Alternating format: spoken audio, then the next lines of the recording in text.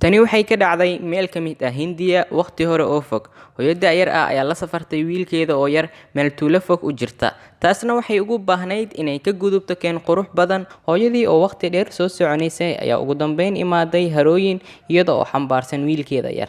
Harada ayaa waxay u muuqatay mid qabow oo nasteexa leh, waxayna hooyada go'aansatay in wiilkeeda yar dhulka dhigato iyadoo ugu tagaysa cunugeeda coos jilicsan dushiisa oo waliba doog ah. Waxayna ku dhaqaaqday inay gasho haraha oo ay ku dabaalato dabaal yar oo degdeg ah. Inta ay hooyadu dabaalaneysay ayaa waxay maqashay cod, waxayna ahayd naag kale oo meesha imaaday. Naagtii ayaana ku tiri sidaan: "Ma la ciyaari karaa wiilkaaga ilaa aad ka dabaalanayso?"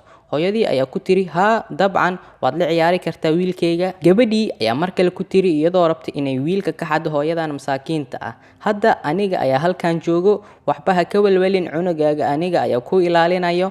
Qaado waqtigaaga kuna raaxayso dabaasha." Hooyadii ayaa maqashay wiilkeedii oo qoslaya lana ciyaaraya gabadhii kale. Gabadhii ayaa rabta qorshe ay ku wadato wiilkan yar, waxayna baleen u degaysaa hooyadii. Hooyadii waa la khalday, waxayna go'aansatay inay dabaasha daqiiqada aad u dheer sii wadato. Hooyadii oo dabaasha ku jirta ayaa gabadhii la soo carartay wiilkii yaraa, waxayna rabtay inay ka dhuumato wiilka hooyadii oo dabaalaneysay.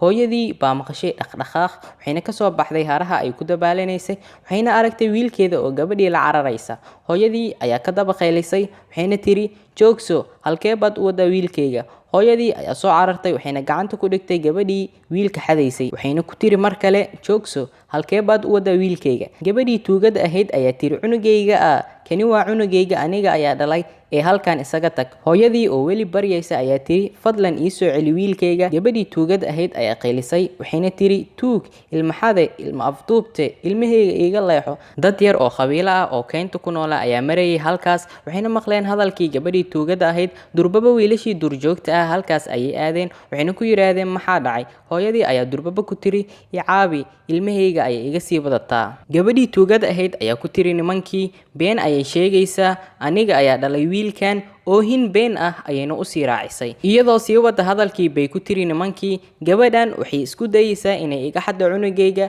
ee fadlan ha dhagaysan beenteeda." Nimankii ayaa ku wareeray hadalka labada gabar, waxayna fahmi waayeen qofta runta sheegaysa. Ugu dambeyntii mid ka mid ah wiilashii duurjoogta ahaa ayaa qorshe keenay, wuxuuna yiri: "Waxaa jiro keliya hal wado si arrintan loo xaliyo. Waa inaan ku geynaa madaxeena sare ee keynta." Gabadhii tuugada ahayd ayaa oosay, waxayna tiri: "Sabab, kani waa cunugayga, maxaad ii dhagaysan laadihiin?" Wayna aflagaataysay wiilashii, waxayna ku tiri: "Kulligiin waxaad tihiin tuug caruureed." Mid ka mid ah wiilashii duurjoogta ahaa ayaa u jawaabay gabadhii tuugada ahayd, wuxuuna ku yiri: "Midkeen inaba ma ahan tuug, laakiin waa iska caddahay in midkeen idinka mid yahay tuug caruureed. Marka anagu midna uma dayn karno inuu cunuga qaato ilaa aan arrintan ka xalino, ee hadda na soo raaca." Wiilashii waxay soo wadeen labadii gabdhood, waxayna geeyeen god mugdi ah oo madaxoodii sare joogay, waxayna madaxooda sare u sheegeen sida ay arrintan u dhacday.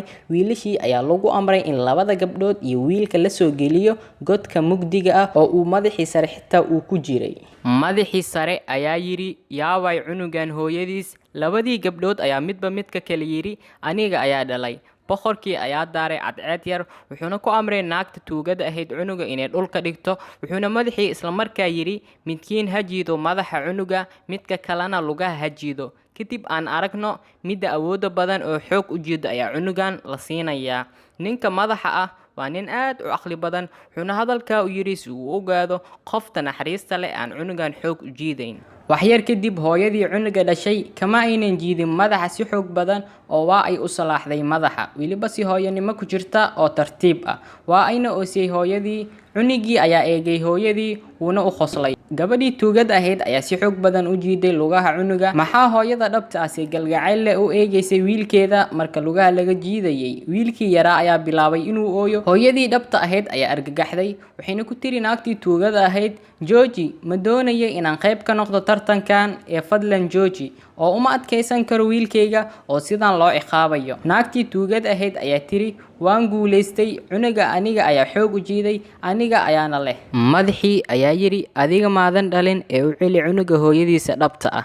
naagtii tuugada ahayd ayaa tiri, laakiin aniga ayaa guulaystay, aniga ayaana xoog u jiiday. Madaxii ayaa fahmay gabadhii xoog u jiidaysay cunuga inaysan ayadu dhalin. Waxa uuna ku yiri, waxaan shaaca ka qaadnay inaad adiga tahay tuuga. Gabadhii tuugada ahayd ayaa tiri, sidaan waa cadaalad daro. Waxaad tiraaday qofkii xoog u jiida cunuga oo awood badan ayaa qaadanaya, aniga ayaana xoog u jiiday oo guulaystay. Madaxii sare ayaa yiri, anigu waan dhahay qofkii xoog u jiida cunuga ayaa la siinayaa, laakiin waxaan ula jeeday qofta naxariista badan ayaa cunugan dhalay, sababtoo ah hooyo marna lagama yaabo inay cunugeeda silciso ama ay dhibaatayso, laakiin adiga waa silcisay oo waad dhibaataysay. Madaxii duurjoogta ahaa ayaa isla markiiba ka qaaday cunuga naagtii tuugada ahayd, wuxuuna ku wareejiyay hooyadiisa dhabta ah, wuxuuna ku yiri, hoo cunugaaga adiga ayaa dhalaye. Hooyadii iyo wiilkii yaraa ayaa dhoola cadeeyay, isla markaana hooyadu waxay u mahad celisay madaxii sare ee duurjoogta ahaa.